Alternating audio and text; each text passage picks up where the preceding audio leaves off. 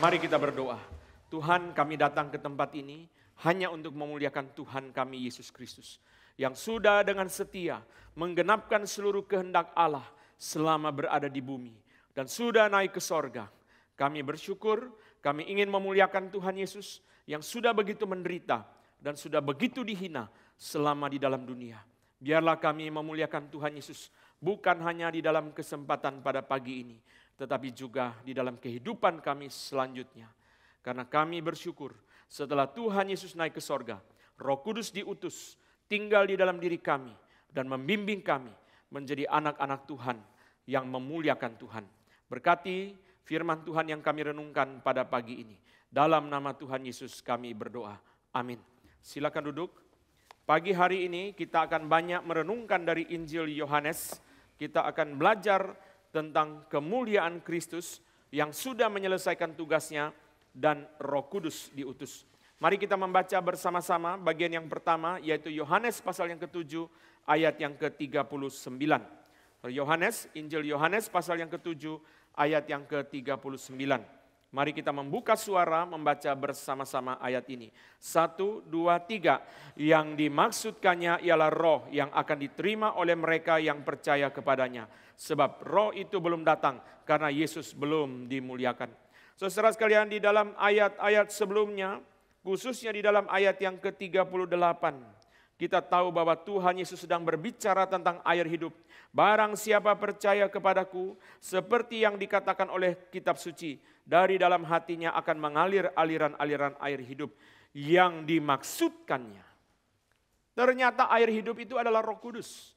Dari Yohanes pasal yang keempat, Tuhan Yesus sudah berbicara kepada perempuan Samaria tentang air hidup itu. Tetapi kadang-kadang kita sebagai orang Kristen bingung. Karena roti hidup itu Tuhan Yesus. Jalan dan kebenaran dan hidup itu Tuhan Yesus. Kebangkitan dan hidup itu Tuhan Yesus. Lalu saudara, apakah air hidup itu Tuhan Yesus? Ternyata bukan. Yang dimaksudkan oleh Tuhan Yesus tentang air hidup itu adalah Roh Kudus yang dinyatakan di dalam pasal ke-7.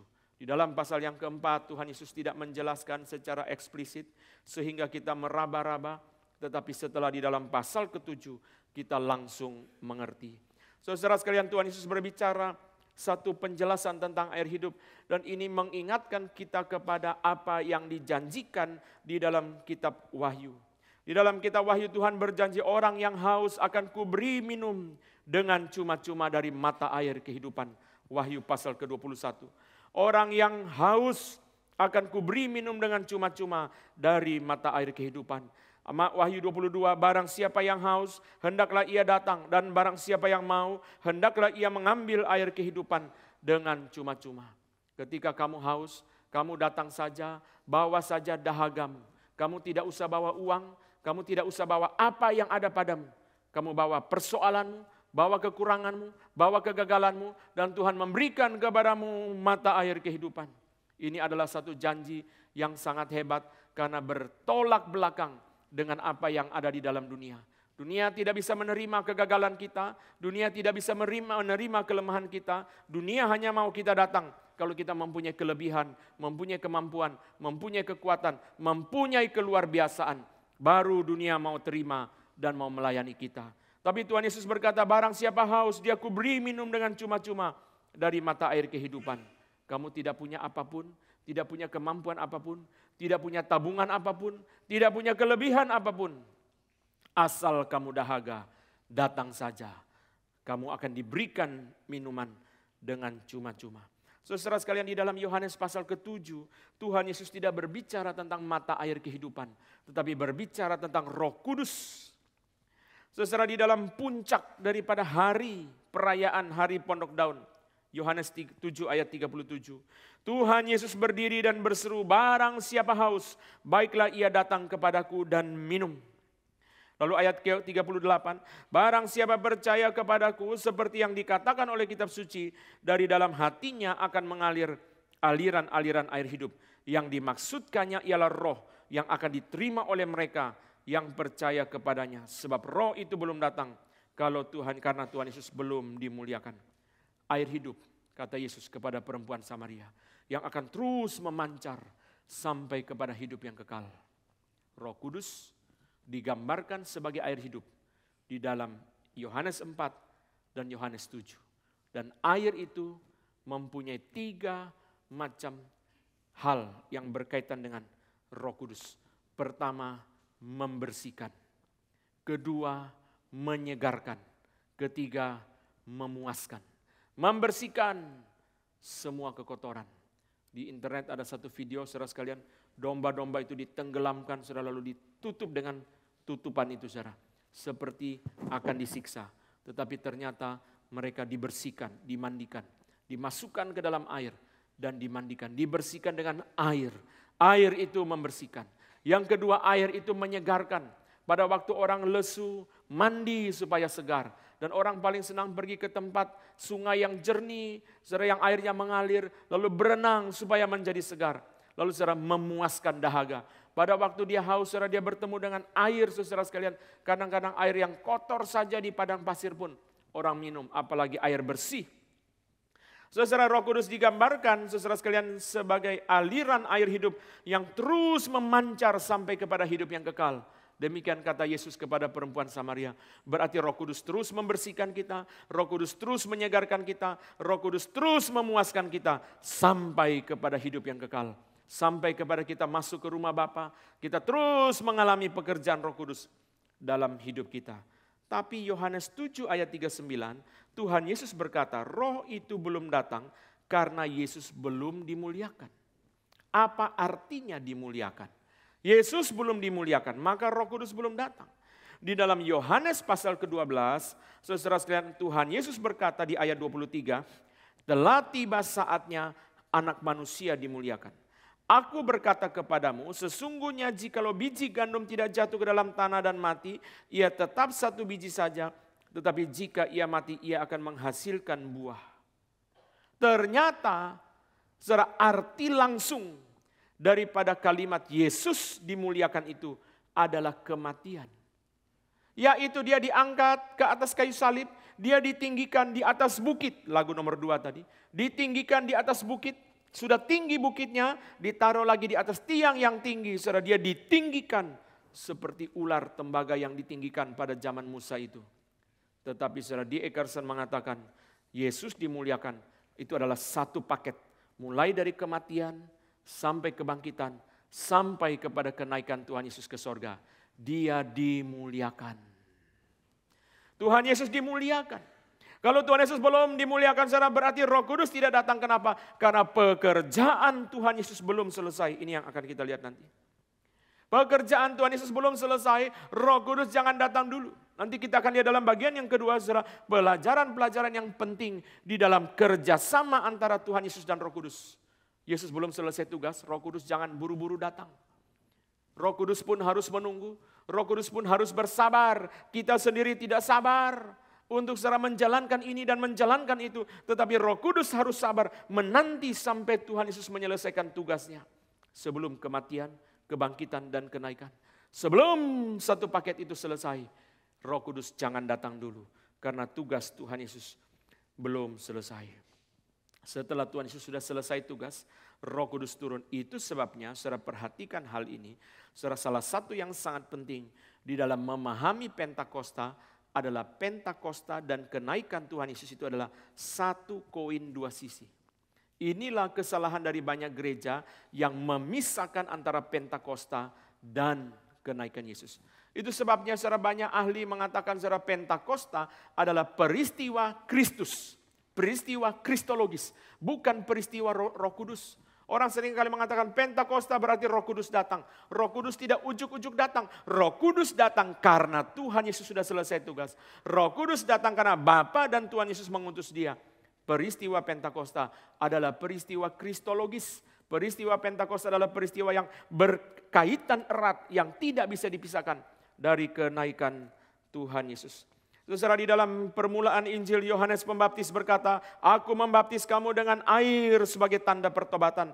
Tetapi ia yang akan datang kemudian daripadaku, lebih berkuasa daripadaku. Dan aku tidak layak melepaskan kasutnya. Ia akan membaptiskan kamu dengan Roh Kudus dan dengan api.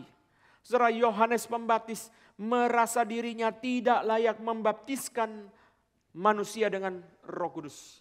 Sekalipun dia penuh dengan Roh Kudus dari rahim ibunya. Tapi Yohanes Pembaptis berkata, yang membaptiskan kamu dengan Roh Kudus adalah Tuhan Yesus. Aku hanya membaptiskan kamu dengan air yang melambangkan Roh Kudus turun. Tetapi bukan sebagai lambang pertobatan, tetapi bukan membaptiskan kamu dengan Roh Kudus. Saudara sekalian, di sini Yohanes Pembaptis dengan jelas memuliakan Tuhan Yesus. Pertama, dia berkata, Tuhan Yesus lebih berkuasa dari dia. Kedua, dia berkata, membuka tali kasutnya pun aku tidak layak. Di antara orang-orang zaman itu, budak yang paling rendah yang membuka tali kasut. Itulah budak yang paling rendah. Yohanes Pembaptis berkata, di hadapan Tuhan Yesus, aku lebih rendah dari budak yang paling rendah. Aku tidak layak membuka tali kasutnya dia. Di hadapan Tuhan Yesus, Yohanes Pembaptis menjalankan komitmen dia harus makin besar, aku harus makin kecil. Dan dalam kaitan dengan tema kita, Roh Kudus itu diberikan oleh Tuhan Yesus, bukan oleh manusia siapapun. Itu sebabnya di dalam konteks kita, orang menerima Roh Kudus itu kapan? Ketika dia menerima Tuhan Yesus sebagai Tuhan dan Juru Selamat. Tuhan Yesus membaptiskan dia dengan Roh Kudus pada saat dia menerima Tuhan Yesus. Saudara, Roh Kudus belum datang karena Yesus belum selesai tugas.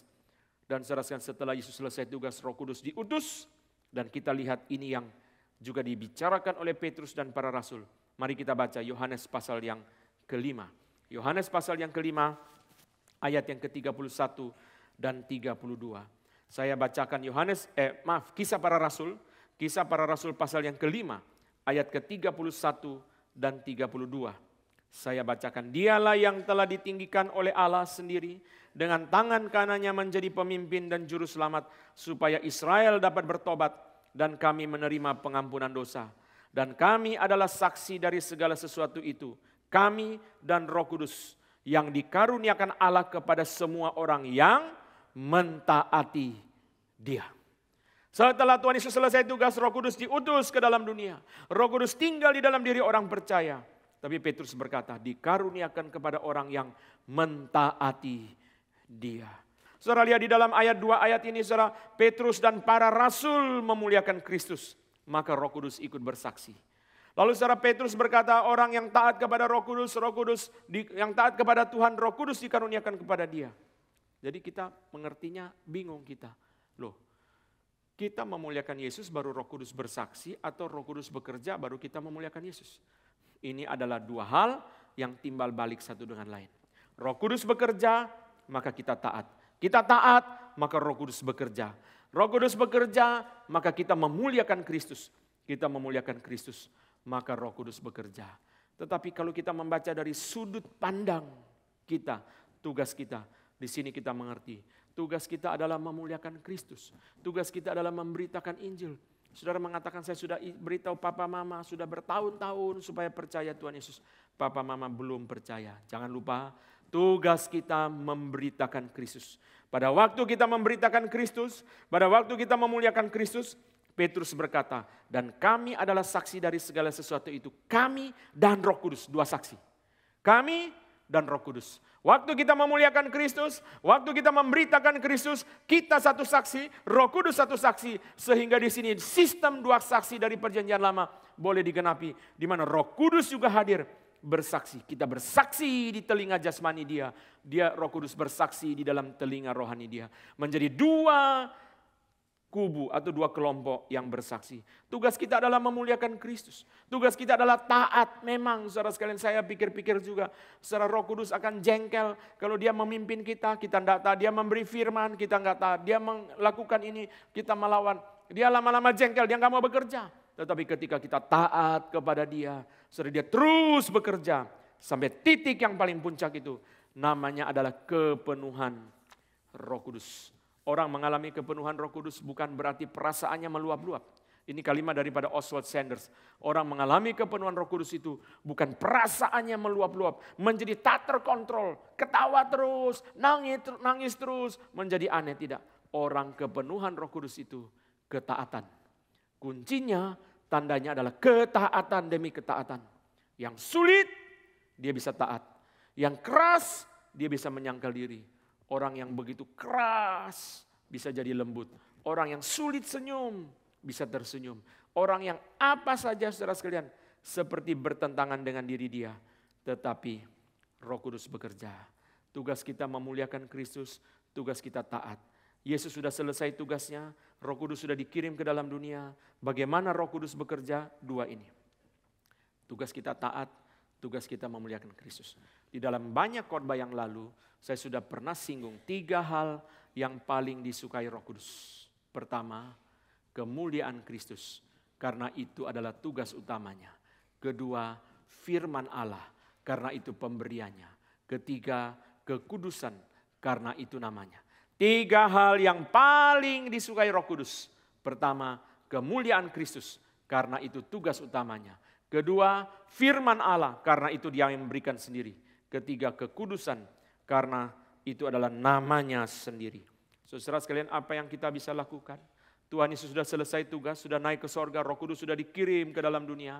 Tugas kita adalah memuliakan Kristus dan taat kepada Roh Kudus. Kalau dipimpin, taat. Kalau diberitahu firman, taat. Kalau ditegur, taat. Sering kali Roh Kudus mengingatkan kita, tapi kita tidak taat. Disuruh bangun pagi, baca Alkitab, tapi masih capek.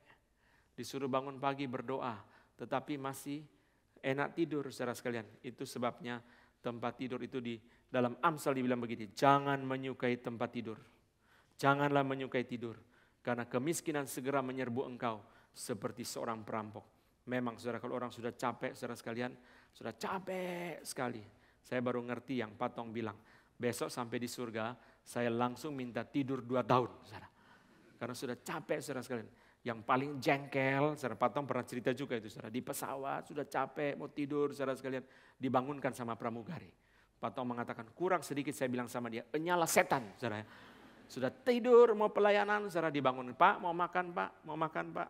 Saudara, dia menjalankan tugas dia, saudara. Tetapi kita mau istirahat, saudara. Saudara sekalian, Roh Kudus bekerja, jangan melawan. Nanti dia jengkel, dia tidak mau kerja. Mendukakan Roh Kudus terus. Itu sebabnya kadang-kadang dia diam. Dia diam. Sekarang kita masuk ke bagian kedua. Mari kita membaca Yohanes pasal yang ke-16. Yohanes pasal ke-16 ayat yang ke-4 sampai ayat yang ke-8. Yohanes 16 ayat 4 sampai 8. Mari kita membaca bergantian. Saya mulai. Tetapi semuanya ini kukatakan kepadamu supaya apabila datang saatnya kamu ingat bahwa aku telah mengatakannya kepadamu. Hal ini tidak kukatakan kepadamu dari semula karena selama ini aku masih bersama-sama dengan kamu. Tapi sekarang aku pergi kepada Dia yang telah mengutus aku. Dan tiada seorang pun di antara kamu yang bertanya kepadaku, kemana engkau pergi? Tetapi karena aku mengatakan hal ini kepadamu, sebab itu hatimu berduka cita. Namun benar yang katakan adalah lebih berguna dari kamu jika aku pergi. Sebab jikalau aku tidak pergi, penghibur itu tidak akan datang kepadamu. Tapi jikalau aku pergi, aku akan mengutus Dia kepadamu. Dan kalau ia datang, ia akan menginsafkan dunia akan dosa, kebenaran, dan penghakiman. Ayat 6 dan 7 bersama-sama. Tetapi karena aku mengatakan hal ini kepadamu, sebab itu hatimu berduka cita. Namun benar yang kukatakan ini kepadamu adalah lebih berguna bagi kamu jika aku pergi. Sebab jikalau aku tidak pergi, penghibur itu tidak akan datang kepadamu. Tetapi jikalau aku pergi, aku akan mengutus Dia kepadamu. Matthew Henry mengatakan, saudara sekalian, ada hal-hal yang menyedihkan tetapi bermanfaat. Ini pelajaran yang pertama dari bagian kedua. Ada hal-hal yang menyedihkan, seringkali hal yang mendukakan. Tuhan Yesus berkata, kamu berduka cita, sekarang aku akan kembali kepada Bapa. Kamu berduka cita, tetapi hal ini bermanfaat bagi kamu. Hal ini berguna bagi kamu. Kenapa? Karena Roh Kudus akan datang kepadamu. Leon Morris mengatakan, hei murid-murid, janganlah kamu bersandar kepada Tuhan Yesus, kehadiran Yesus secara fisik. Sebab Dia harus kembali kepada Allah Bapa. Kamu harus bersandar kepada kehadiran Roh Kudus secara rohani. Sebab Dialah yang diutus menyertai engkau. Janganlah kamu bersandar kepada kehadiran Kristus secara fisik di dalam dunia. Sebab Dia harus pergi kepada Bapa. Saudara sekalian perhatikan, di dalam Alkitab 2 penolong yang diberi kepada manusia. Pertama, penolong yang kelihatan jasmani dan sementara, yaitu pasangan kita. Yang kedua adalah penolong yang tidak kelihatan, rohani dan kekal, yaitu Roh Kudus. Tuhan memberi seorang penolong yang memperhatikan kita, yang mendukung kita, yang menjadi teman kita dalam kesulitan. Tapi jangan bergantung kepada dia. Kenapa? Dia jasmani, kelihatan, sementara. Roh Kudus itulah penolong yang kekal yang menyertai kita. Saudara, di dalam konteks yang sama, Tuhan Yesus berbicara kepada para murid, jangan bersandar kepada diriku yang aku terus ada di sini. Seolah-olah Yesus berkata demikian, aku harus pergi kepada Bapa. Aku harus kembali ke rumah Bapa. Roh Kudus datang. Ada hal-hal yang menyedihkan, tetapi perlu. Ada hal-hal kesulitan, tetapi bermanfaat. Setiap kesulitan ada manfaatnya. Bahkan setiap kesedihan ada gunanya. Tetapi kita tidak inginkan kesulitan, kita tidak inginkan kesedihan. Saudara melihat berapa banyak kesulitan yang dialami oleh Yesus, perlu. Demi saudara dan saya. Berapa banyak kesulitan yang dialami oleh Yusuf, perlu demi menolong orang-orang Israel. Waktu masa kelaparan hebat, Yusuf dijual, dimasukkan ke dalam sumur, dijual, saudara dibawa ke dalam rumah Potifar menjadi budak, dipenjarakan, saudara lengkap penderitaan dia. Segala macam penderitaan dia, tetapi demi nanti orang Israel ditolong pada masa kelaparan hebat, Yusuf harus menanggung penderitaan itu. Kesulitan perlu, kesedihan itu perlu, saudara harus dilewati, meskipun itu sesuatu yang sangat berat. Bagi saya salah satu kesulitan Yusuf yang paling menjengkelkan bagi Yusuf adalah dilupakan oleh juru minuman. Berapa tahun? 2 tahun. Itu saudara sekalian, itu adalah chronic forgetfulness. Ya. Itu kelupaan yang kronis. Saudara. 2 tahun, bayangkan saudara. 2 tahun dia bisa lupa kepada Yusuf yang menafsirkan mimpi dia. Saudara, ini pertolongan sudah di depan pintu. Itu sama seperti kita tenggelam dalam sumur yang tolong ada di atas tapi orang tuli. Apes ya, teriak-teriak, dia nggak dengar saudara sekalian, malah dia siul-siul terus. Karena orang tuli, saudara. Pertolongan sudah ada di depan mata, tetapi saudara dia tidak ingat. Kesulitan itu perlu. Orang tua bersedih hati karena anak harus pergi ke luar negeri untuk kuliah. Nanti dia hidupnya bagaimana?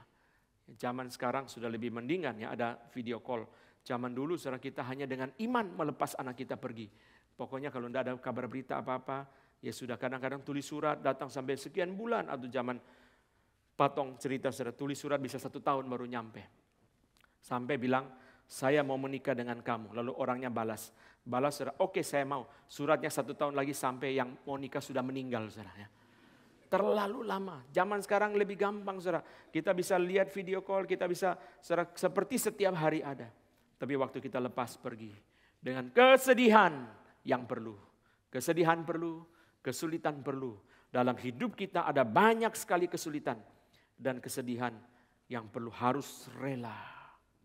Sebagian pengusaha rela lepaskan anaknya kerja ikut orang dulu sebelum kerja di tempat sendiri. Kenapa Pak? Supaya dia belajar menghargai uang, supaya dia belajar menghargai kesempatan, supaya dia belajar menghargai karyawan, supaya dia belajar menghargai manajemen dan seterusnya dan sebagainya. Kalau dia nggak kerja, nanti dia nggak menghargai. Biar dia kerja dulu. Kesulitan itu perlu, kesedihan itu perlu. Saudara sekalian, pelajaran yang pertama di sini, ada kesedihan yang Tuhan izinkan pada murid. Tapi Yesus berkata berguna. Ini pertama. Setiap kesulitan, masing-masing kesulitan, masing-masing kesedihan, ada gunanya, ada perlunya. Bagian pelajaran yang kedua, masing-masing ada tugas. Tuhan Yesus ada tugas. Roh Kudus ada tugas. Tuhan Yesus bilang lebih berguna aku pergi. Loh kok Yesus di dunia gak berguna? Bukan, tugasku sudah selesai. Tugasku sudah selesai, sekarang bukan lagi tugasku untuk terus berada di tengah-tengah kamu. Lebih berguna bagi kamu jika aku pergi, lebih berguna bagi kamu. Kenapa saudara? Karena tugas Tuhan Yesus sudah selesai. Sekarang adalah tugas daripada Roh Kudus melanjutkan apa yang Yesus kerjakan di antara para murid. Berarti Tuhan Yesus ada tugas, Roh Kudus ada tugas. Masing-masing orang ada tugas, harus menjalankan tugas masing-masing. Yesus berkata, anak manusia datang untuk memberi nyawa, anak manusia datang untuk mencari dan menyelamatkan yang hilang. Semua sudah selesai, sekarang Roh Kudus datang, memimpin kamu ke dalam seluruh kebenaran, menginsafkan dunia akan dosa, kebenaran dan penghakiman, dan seterusnya. Masing-masing orang ada tugas. Di gereja setiap orang ada tugas, di rumah setiap orang ada tugas, di mana saja setiap orang ada tugas. Kalau kami jalan-jalan keluarga, saya bilang sama 2 anak, yang tidak jalankan tugas, enggak usah ikut. Enak aja ya, semua koper suruh papa yang urus. Fair enggak? Gak bisa, setiap orang tanggung jawab. Kalau kita bawa 4 koper, kamu ingat, waktu ambil bagasi, jangan sampai lupa, 1 koper itu tugas kamu. Setiap orang ada tugas. Setiap orang di dalam rumah ada tugas. Setiap orang di dalam gereja ada tugas. Setiap orang di dalam kantor ada tugas. Saudara, ketika orang tidak menjalankan tugas, itulah mulainya sumber masalah di dalam rumah, di dalam kantor. Coba aja saudara ya. Orang pembelian tidak kerja, macet usaha itu. Biar marketingnya sangat fantastis. Tapi gak ada barang, produksinya macet. Terus apa yang mau dijual? Tidak mungkin saudara. Setiap orang ada tugas. Masing-masing orang kenali tugasnya dan jalankan tugas dengan baik. Kadang-kadang saudara satu kurang jalankan dengan baik, mengganggu yang lain. Seperti di dalam ibadah ini saudara, semua jalankan tugas masing-masing. Setiap orang mengenali tugasnya dan menjalankan tugas. Supaya kita bisa menyanyi, oh saya kan cuma singers aja Pak, apa perlunya saya? Bukan, singers itu perlu supaya jemaat nyanyi enggak miring-miring. Kalau enggak jemaat nyanyi saudara seperti hakim-hakim. Setiap orang melakukan apa yang dia pandang benar saudara. Jadi ada yang notnya sol, bunyinya mi. Ada yang notnya mi, bunyinya la. Kacau saudara. Jadi ada orang jadi singers membantu kita menyanyi, beribadah dengan baik. Saudara, setiap orang mengenali tugasnya dan bersyukur atas tugasnya. Saudara, dan mendukung orang lain di dalam tugasnya. Menjalankan tugasnya dengan baik dan jangan iri hati. Kenapa saudara? Karena setiap orang punya tugas masing-masing yang diberikan oleh Tuhan di rumah, di kantor. Kalau kita punya anak 2, 3 saudara, setiap hari salah satu yang sering muncul dalam rumah tangga kita adalah protes. Aku gak boleh main HP, Koko boleh ya. Nanti Koko ditegur, kenapa Koko main HP? Aku gak main HP, lagi balas WA. Ya. Nggak tahu betul balas WA apa main game. Saudara. Protes. Kenapa? Karena setiap orang inginkan keadilan.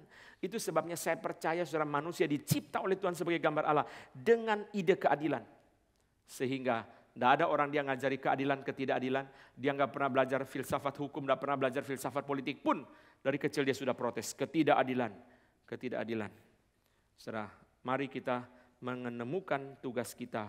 Karena setiap orang punya tugas. Tuhan Yesus punya tugas.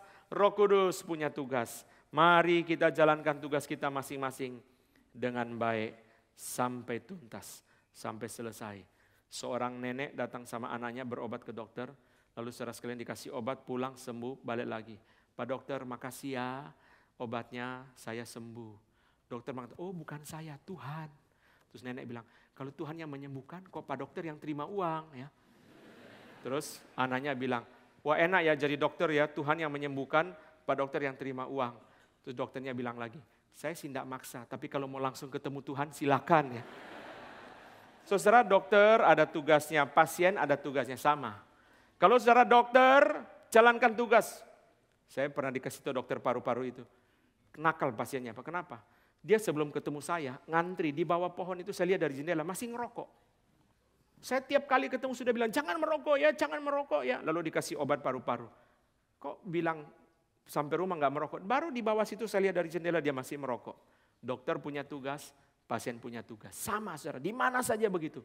Kalau orang satu pihak menjalankan tugas, yang sebelah tidak menjalankan tugas. Tidak mungkin bisa baik. Ini bagian pelajaran kedua. Pelajaran yang pertama, setiap hal yang menyedihkan ada gunanya. Hal yang sulit ada gunanya. Pelajaran yang kedua kita belajar setiap orang punya tugas. Pelajaran yang ketiga, setiap orang punya masanya sendiri. Masa Tuhan Yesus melayani sampai selesai, Roh Kudus tunggu dulu. Bukan berarti Roh Kudus tidak bekerja. Dari perjanjian lama Roh Kudus sudah bekerja. Dari secara penciptaan Roh Kudus sudah bekerja. Tetapi secara Roh Kudus belum diutus ke dalam dunia oleh Bapa dan oleh Tuhan Yesus. Kenapa? Karena oleh Roh Kudus punya masa, Tuhan Yesus punya masa. Setiap bagian ada waktunya sendiri. Pada waktu Louis Palau dari Amerika Latin datang ke Indonesia tahun 80-an, KKR. Lalu panitia dari Louis Palau datang ke rumah Patong.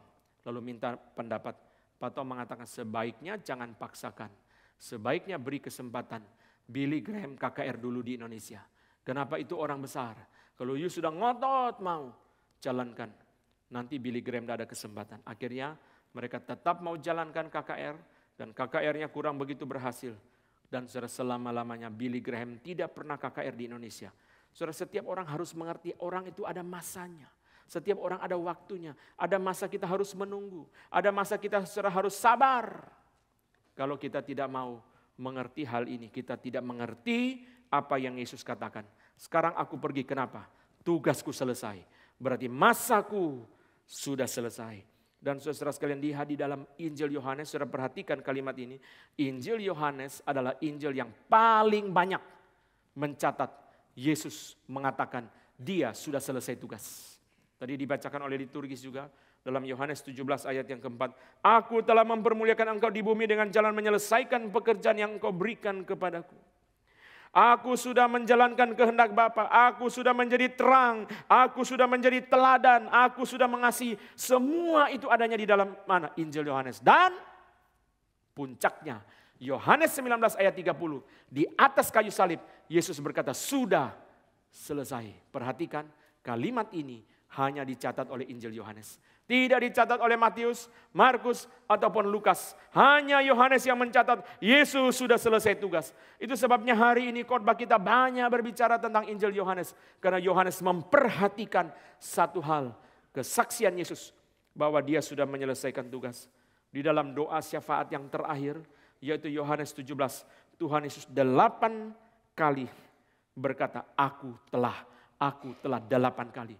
Saudara, selama doa syafaat Yohanes 17 itu, Yesus berkata, aku telah sampai 8 kali.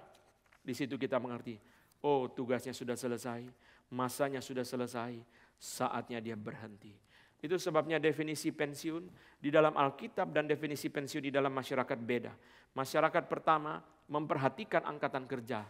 Negara yang banyak penduduk seperti Indonesia, kalau pensiunnya umur 70, banyak yang nganggur. Maka dibikin pensiun 55 supaya orang mulai kerja. Belanda pensiunnya 67. Sebelumnya tahun 65, lalu saudara sekalian dimundurkan jadi 67. Kenapa? Orang tidak melahirkan, tidak punya anak, sehingga kalau cepat pensiun, yang kerja tidak ada lagi. Indonesia saudara sekalian 55. Mungkin kalau penduduk tambah banyak, lama-lama 45, lama-lama 35, lama-lama 25. Baru masuk langsung keluar. Saudara. Sudah pensiun langsung. Kenapa saudara? Orang yang kerja banyak. Kamu nggak boleh lama-lama, cepat pensiun. Saudara, pensiun di dalam masyarakat juga diatur menurut tugas pekerjaan. Tentara 53 sampai 58. Guru sampai 60. Dosen 65, profesor 70. Kenapa saudara guru besar sampai 70? Karena guru besar sudah di kursi roda masih bisa bimbing mahasiswa. Tentara nggak bisa. Kalau tentara sudah di kursi roda suruh perang. Coba saudara bayangkan ya. Mana bisa. Maka tentara 58. Itu biasanya jenderal-jenderal. Terakhir pensiun. Yang bawa-bawa 53. Sudah pensiun. Lalu mereka pensiun masih segar-segar. Mereka masih bisa bekerja di dalam bidang yang lain. Pendeta biasanya di dalam gereja. Saudara itu 65 biasanya. Secara struktural. Tetapi hamba Tuhan saudara secara fungsi tidak berhenti. Pendeta yang memimpin gereja yang didirikan oleh Charles Spurgeon, yaitu Metropolitan Tabernacle di London. Pendetanya umur 83 masih berkhotbah. Ini Patong menang sama dia 1 tahun. Saudara. Umur 84 masih berkhotbah. Masih terus berkhotbah. Masih terus berkhotbah. Saudara sekalian, setiap pertimbangan itu beda-beda. Tapi di hadapan Tuhan, pensiunnya itu kapan? Waktu tugas selesai dan kita dipanggil oleh Tuhan. Jadi dipanggil oleh Tuhan itulah pensiun. Waktu tugas selesai, Paulus berkata, aku telah mencapai garis akhir. Sekarang aku pulang karena tugas sudah selesai. Jadi kalau belum meninggal berarti tugas belum selesai. Saudara, kalau kita masih diberikan hidup dalam dunia berarti tugas belum selesai. Kadang-kadang saya membesuk orang tua saudara umur 90, 95. Dibilang, Pak saya kepengen pulang, sampai kapan? Kenapa? Pernah ada orang tanya satu pertanyaan yang sulit saya jawab. Tapi setelah saya doakan akhirnya saya jawab. Pak, mama saya sudah koma 14 tahun. Tidak kenal orang, tidak bisa bicara satu kata pun. Tapi juga tidak kesakitan, diam saja. Dikasih makan dia terima, gak dikasih makan dia diam saja. Kenapa Tuhan izinkan dia hidup sebegitu lama? Bukankah dia sudah tidak bisa ngapa-ngapain? Lebih baik dia pulang. Lalu setelah saya doakan berapa waktu saya kasih tahu dia. Saya ketemu. Kenapa Tuhan izinkan mama belum pulang? Karena Tuhan pakai mama untuk melatih kalian. Latih kesetiaan, latih ketekunan, latih iman. Saudara, itu sebabnya panjang. Oh kalau gitu latihannya panjang ya, berarti belum lulus. Orang sakit pun ada tugasnya enggak? Ada. Tugas yang diberi oleh Tuhan adalah mendidik orang yang merawat. Orang sakit belajar beriman. Mendidik orang yang merawat belajar beriman. Orang mengatakan, iya Pak, Mama di rumah, kami enggak berani jalan-jalan jauh-jauh. Paling banyak ke Cungko. Mau pergi ke Amerika, takut lagi jauh-jauh begitu, Mama meninggal. Semua saudara enggak ngerti rumah kita, nanti kacau. Jadi kita enggak berani jauh-jauh. Kalau Cungko 6-7 jam, cepat pulang, masih keburu. Kalau Amerika nanti enggak keburu. Paling banyak pergi ke Australia, belajar menyangkal diri, belajar beriman, belajar setia. Orang yang belum dipanggil oleh Tuhan, berarti tugas masih ada. Saudara masih mesti tanya sama Tuhan, tugas apa Tuhan yang kau beri kepadaku? Karena setiap orang ada masanya. Tunggu masa yang Tuhan beri. Kalau Tuhan tidak beri, jangan. Tunggu dan tunggu dan tunggu dan tunggu. Tunggu masanya tiba. 4. Dari ayat 16 ini, Yohanes 16. Apa yang kita belajar? Setiap orang ada kegunaannya. Setiap kesulitan ada manfaatnya. Setiap kesedihan ada manfaatnya. Setiap orang ada tugasnya. Setiap orang ada masanya. Setiap orang ada kegunaannya. Tuhan Yesus ada dalam dunia berguna untuk para murid. Yesus pergi, Roh Kudus diutus berguna untuk para murid. Setiap orang ada kegunaannya. Tugas kita saudara adalah belajar. Ini bukan bicara kita ya, belajar melihat orang lain. Tuhan apa kegunaan dia untuk kerajaan Allah. Kita nggak boleh egois mengatakan, oh saya mau lihat kegunaan dia buat saya. Saya mesti baik-baik sama orang supaya kalau suatu hari saya perlu dia berguna bagi saya. Itu pikiran yang egois. Kita pertama melihat kegunaan dia untuk kerajaan Allah. Kalau dalam gereja. Kedua, kita melihat kegunaan dia untuk manusia. Untuk manusia. Sekalipun saudara sekalian dia adalah orang yang sederhana tetapi dia mempunyai kegunaan untuk orang lain. Itu sebabnya waktu kita mengalami kesulitan baru kita sadar orang lain perlu ya. Kita perlu orang lain ya. Kenapa saudara? Karena orang lain saudara dalam seluruh kesederhanaan mereka ada gunanya. Dan yang ketiga, Abraham Kuyper mengatakan, common grace, anugerah umum itu yang memampukan dia mempunyai kegunaan. Karena itu saudara, waktu kita menghargai orang lain, karena kita menghargai anugerah Tuhan yang Tuhan berikan kepada dia. Saudara kita jangan menghina orang yang sederhana. Kecenderungan kita saudara sekalian, kalau lihat orang yang hebat, wah kita hargai. Tapi kalau kita lihat orang sederhana, kita kurang menghargai. Jangan lupa, saudara sekalian ada hal-hal yang Tuhan beri kepada mereka, yang tidak diberikan kepada kita. Karena saudara kita nggak bisa lakukan itu. Ada banyak hal saudara. Dulu waktu di Malang, waktu pelayanan saudara gereja, sangat sederhana keuangannya. Sehingga tiap kali KKR Patong, kami pasang spanduk, tapi hanya bisa cetak. Nggak bisa pasang. Kenapa saudara? Karena cetak, pasang itu semua uang. Maka saya bilang sama pengurus, kita cetak, cari yang paling murah tapi bagus, setelah itu pasang sendiri. Jadi kita umumkan di gereja. Nanti setelah kebaktian sore, harap kumpul di gereja, para pria kita pasang spanduk. Lalu kita 6 orang, 8 orang naik pick up saudara. Ada yang manajer, ada yang orang biasa, ada mahasiswa saudara. Kita naik pohon, pasang spanduk. Rasanya saudara 6 orang pasang spanduk bisa 1 jam. Lalu kita lewat-lewat di kota itu. Ada 1 orang bawa tangga, bawa spanduk, pasang sendiri. Cut, 15 menit beres saudara. Kita 6 orang, kok rasanya lama ya? Kenapa? Karena kita tidak tahu caranya. Tidak tahu tekniknya. Kalau dia sudah biasa, naik tangga, pasang sebelah, sepi, lari ke sebelah, bawa tangga, pasang lagi, saudara. Sebentar, ditarik, sudah rapi. Karena sudah terbiasa. Sama juga, saudara, kalau orang yang pasang spanduk itu disuruh khotbah, dia tidak bisa juga, saudara. Pasti setengah mati, sudah 1 jam, diam doang, gak ngomong apa-apa.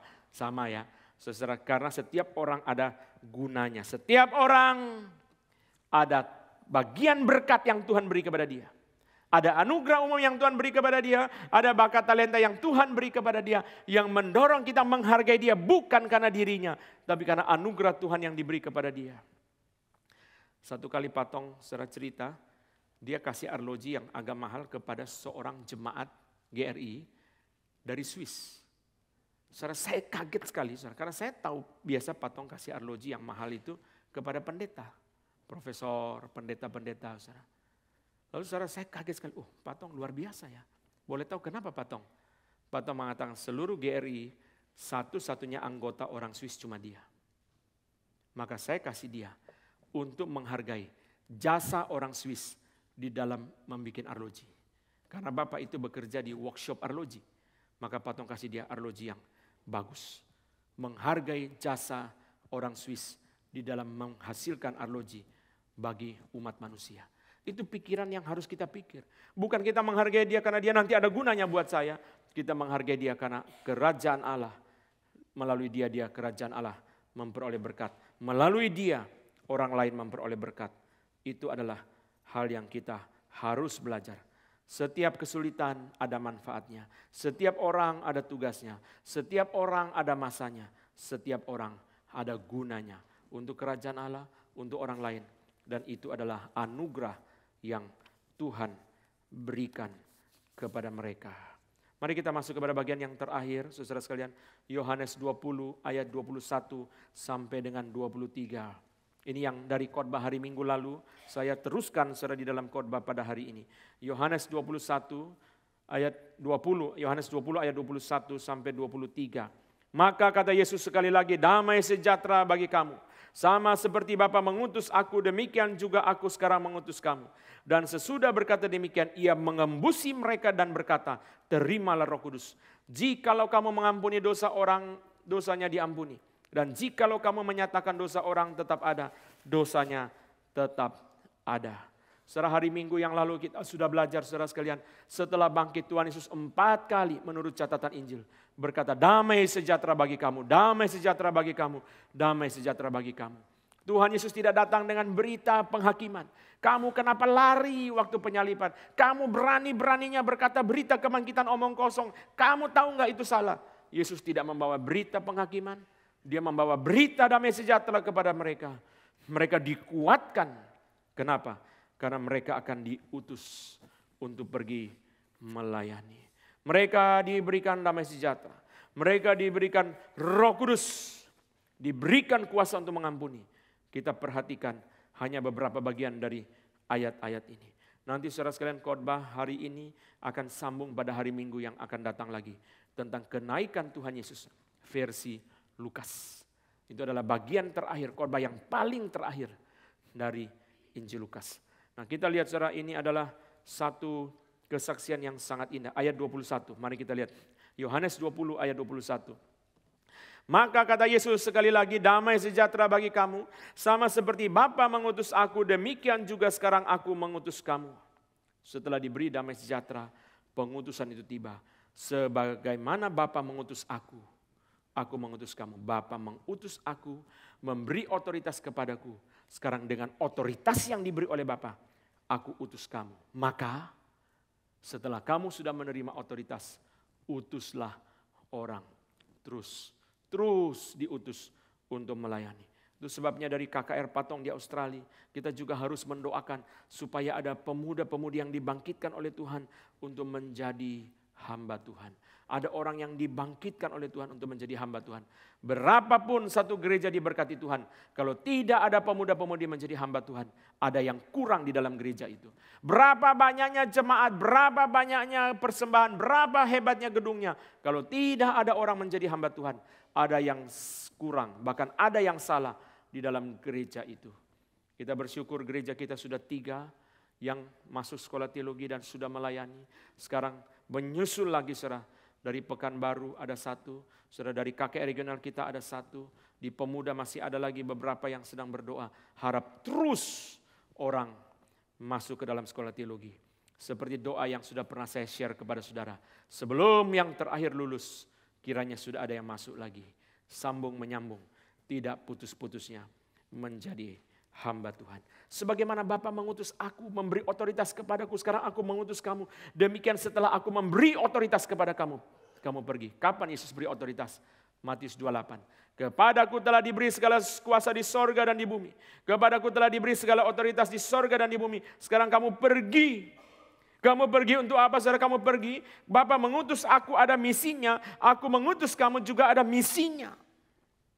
Bapa mengutus kamu ada tugasnya, kamu diutus juga ada tugas. Demikian pula ketika kamu mengutus orang lain juga ada tugas. Setiap orang punya tugas. Setiap jemaat punya tugas.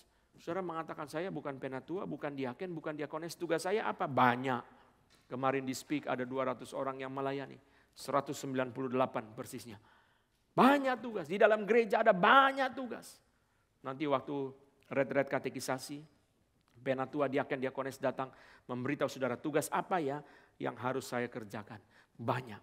Di dalam gereja yang diberkati oleh Tuhan, tugasnya sangat banyak.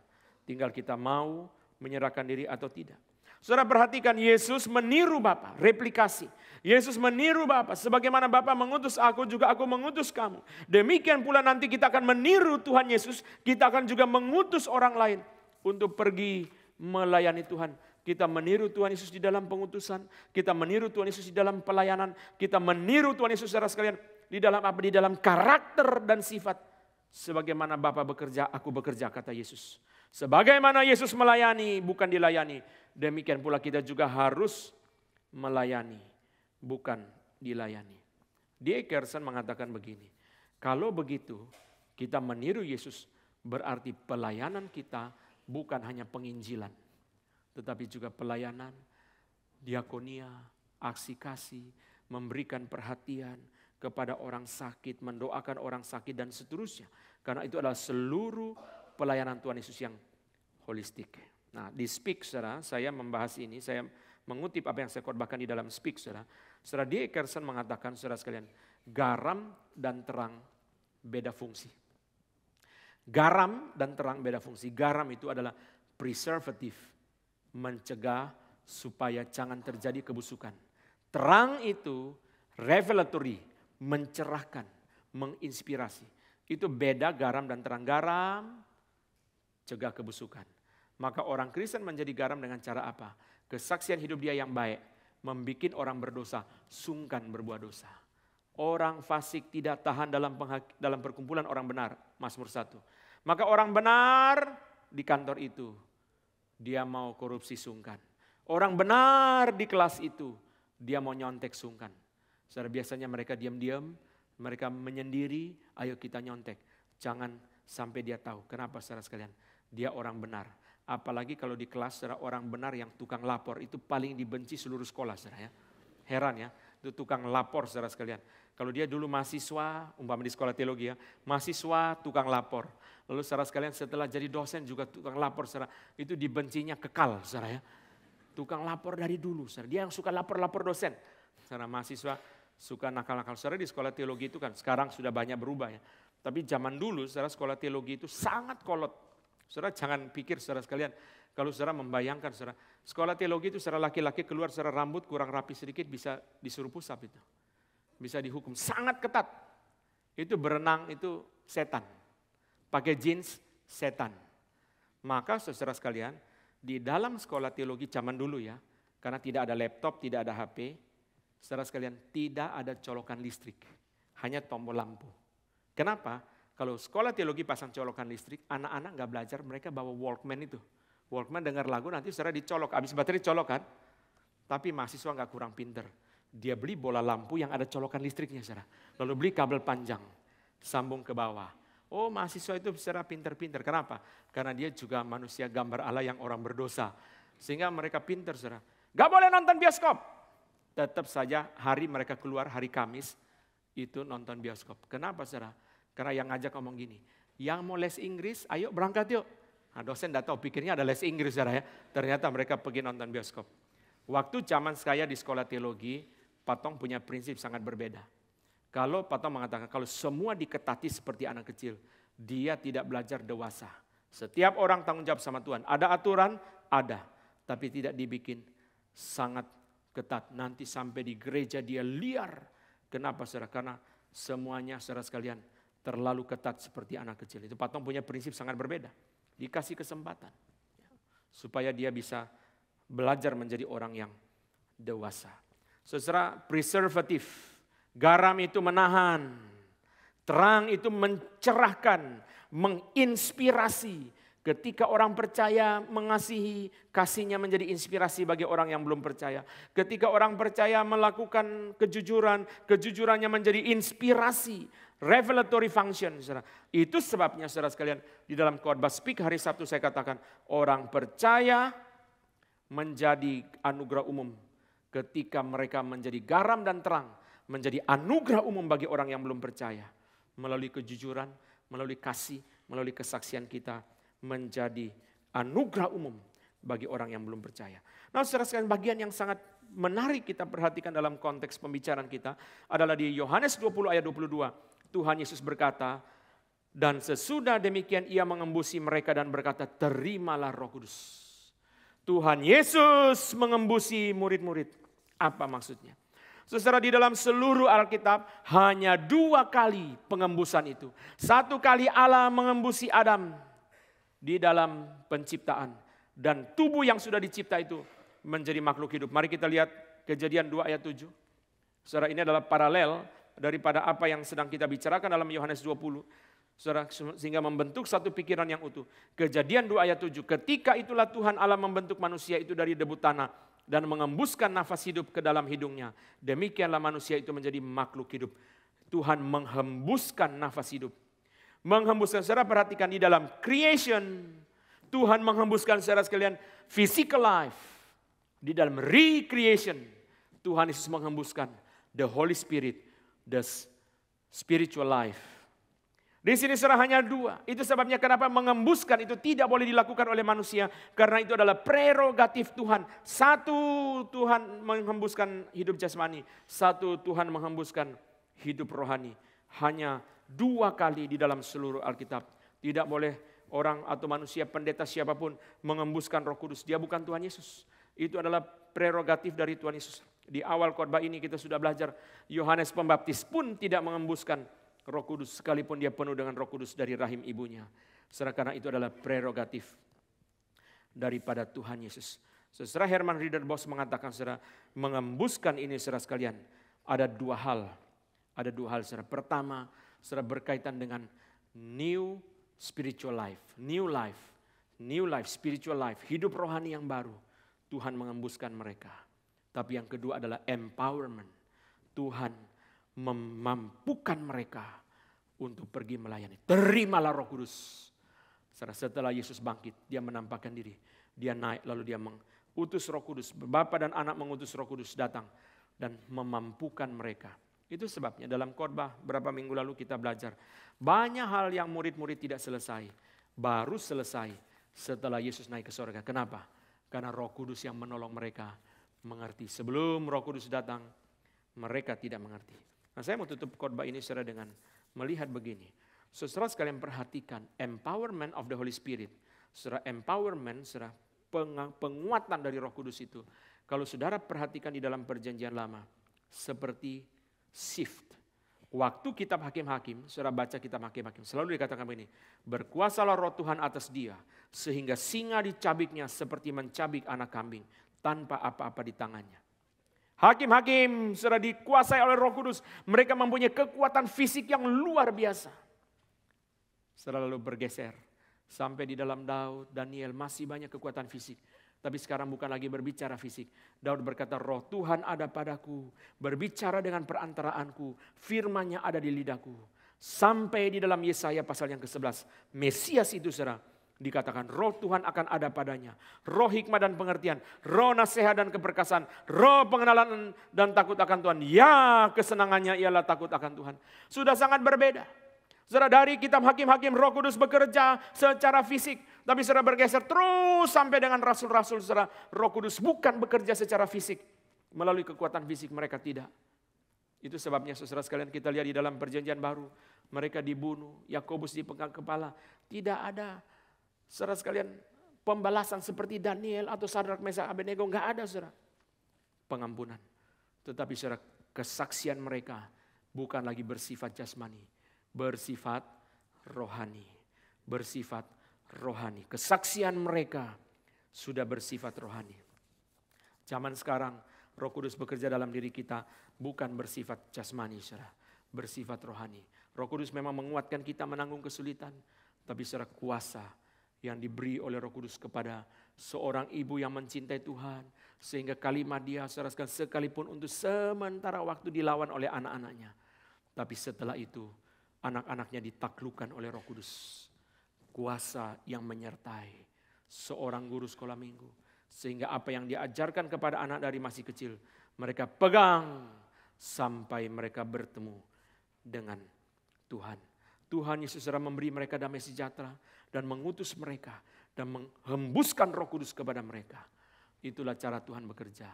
Setelah itu terjadi Pentakosta, dan setelah Pentakosta Roh Kudus sudah di tengah-tengah kita, tinggal dalam diri kita, menyertai kita. 10 hari dari sekarang adalah hari Pentakosta, yaitu hari Minggu besok dan hari Minggu depan. Hari Minggu depan itu kita tidak khotbah Lukas, karena Lukas sudah selesai. Lukas akan selesai hari Minggu besok. Nah, hari Minggu depan saya akan khotbah dengan satu tema yang aneh, yaitu keindahan Injil Lukas, refleksi dari 10 tahun khotbah Lukas di gereja ini. Yaitu salah satunya akan kita bahas Roh Kudus di dalam Injil Lukas pada hari Pentakosta, hari Minggu 2 dari sekarang, saudara. Sehingga khotbah ini saudara dari minggu kemarin terus nyambung sampai selesai. Setelah selesai, bulan Juni tanggal 2 kita mulai dengan kitab-kitab yang terpendek. Kadang-kadang kitab pendek kita baca dapat apa ya? Masa sih itu firman Tuhan loh. Dan mungkin tidak ada berkatnya. Pasti ada berkatnya. Kita akan renungkan pada bulan Juni. Mulai dengan tema yang baru. Mari kita bangkit berdiri bersama-sama. Vikaris Joshua dan Vikaris Carlos akan memimpin kita di dalam doa meresponi firman Tuhan. Mari kita berdoa. Kedua hamba Tuhan kita akan memimpin di dalam doa meresponi akan firman Tuhan. Bapa kami yang ada di dalam surga, kami mengucap syukur ya Tuhan. Pada pagi hari ini kami bisa berkumpul itu semua karena Tuhan Yesus sudah naik dan mengirimkan Roh Kudus-Nya kepada kami semua. Sehingga kami dimampukan untuk duduk, untuk beribadah dan untuk memuji. Dan ketika kami mendengarkan firman hari ini kami diingatkan. Kalau kami bisa duduk, mendengarkan dan mengatakan amin. Dan memuliakan Tuhan, itu karena Roh Kudus yang dikirim oleh kenaikan Tuhan Yesus bersama dengan Allah Bapa yang ada di surga mengutusnya. Terima kasih ya Tuhan untuk Roh-Mu. Terima kasih untuk firman. Terima kasih untuk segala kemuliaan nama Tuhan yang diperlihatkan. Di dalam nama Tuhan Yesus kami mengucap syukur dan berdoa. Amin.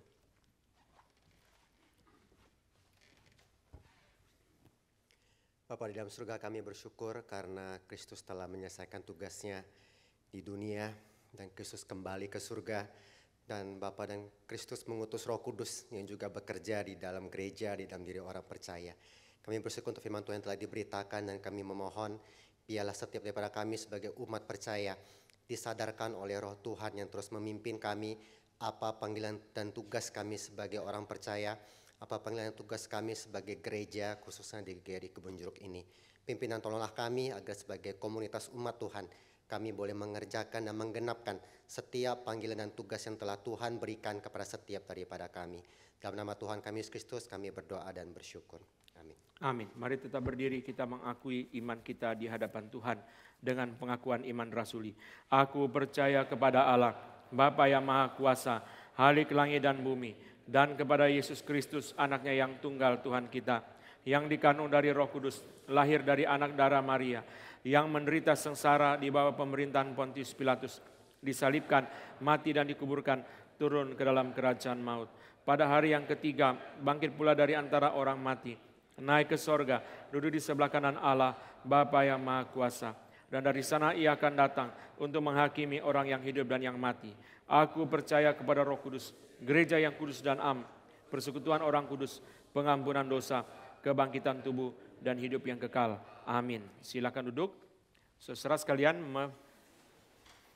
memulai 1 Mei, Bapak Carlos, Vikaris Carlos sudah diangkat menjadi hamba Tuhan dari Sinode GRI dan ditempatkan di GRI Kebun Jeruk dan menyandang gelar Vikaris. Kita bersyukur selama 1 tahun Pak Carlos melayani di tengah kita. Tuhan memimpin sehingga bisa meneruskan pelayanan di tengah-tengah kita.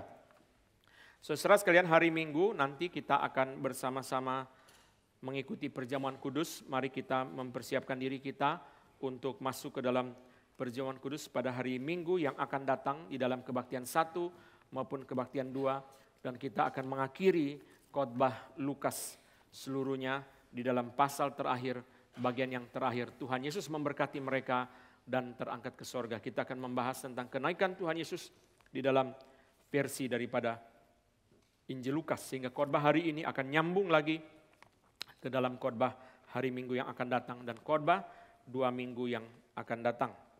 Saudara sekalian, pembinaan untuk seluruh penata layan, bahkan juga kami mengundang seluruh jemaat, kita boleh bersama-sama belajar dari Pendeta Billy Kristanto yang adalah seorang musikus dan juga seorang hamba Tuhan, seorang teolog. Saudara sekalian bisa membagikan kepada kita tentang ibadah dan liturgi kehidupan. Ini satu tema yang sangat penting. Saya undang Bapak Ibu jemaat juga bisa hadir. Tanggal 29 Mei tidak ada doa syafaat, hanya langsung ke dalam pembinaan untuk seluruh jemaat. Siapa saja diundang untuk bisa hadir bersama-sama pada tanggal 29. Lalu saudara sekalian, hari Selasa yang akan datang akan ada hari Sabtu saudara sekalian akan ada PA pemuda yang dipimpin oleh hamba-hamba Tuhan, Vikaris Joshua dan Vikaris Carlos. Saudara bisa melihat tema-tema. Kita bersyukur kepada Tuhan, saya melihat Tuhan menyertai kedua hamba Tuhan kita dengan firman yang semakin lama semakin limpah, sehingga kita bisa mengundang pemuda mahasiswa untuk mengikuti PA pada hari Sabtu dan juga saudara sekalian hari Rabu. Hari Rabu malam, saudara sedang membahas tema dilema-dilema etika pada hari Rabu malam, PA Rabu malam. Mari kita bersama-sama mengundang teman-teman kita, lebih banyak lagi orang yang boleh datang berdoa sebelum PA dan mengikuti PA yang dipimpin oleh Pak Carlos. Tema-temanya sangat menarik, saudara ya. Mereka menggumulkan, mempersiapkan dengan baik sehingga membagikan kepada kita firman yang limpah. Kita bersyukur, mari kita boleh mengambil kesempatan untuk belajar bersama-sama. Saudara sekalian, mari kita bersama-sama menyanyi dari lagu nomor yang keempat dengan sukacita, mempersiapkan diri kita menyambut kedatangan Tuhan yang sudah naik ke sorga, dan kita memberikan persembahan. Buku-buku tentang Roh Kudus saudara bisa beli di bawah di counter buku, dan pendaftaran untuk kebersamaan sudah disediakan, ada beberapa counter di bawah. Bapak Ibu bisa menghubungi counter untuk pendaftaran kebersamaan pada tanggal 23 Mei. Tanggal 8 Juni saya akan memimpin satu seminar di gereja kita dengan tema kebangunan rohani sejati di dalam era media sosial. Di dalam zaman media sosial. Zaman seperti ini masih mungkin tidak kita mengalami seperti yang dulu di dalam sejarah terjadi kebangunan rohani besar-besaran di dalam satu kota, di dalam berbagai gereja. Apakah zaman sekarang di era media sosial ini pengalaman itu masih mungkin terjadi atau tidak? Jam 16.30 pada tanggal 8 Juni.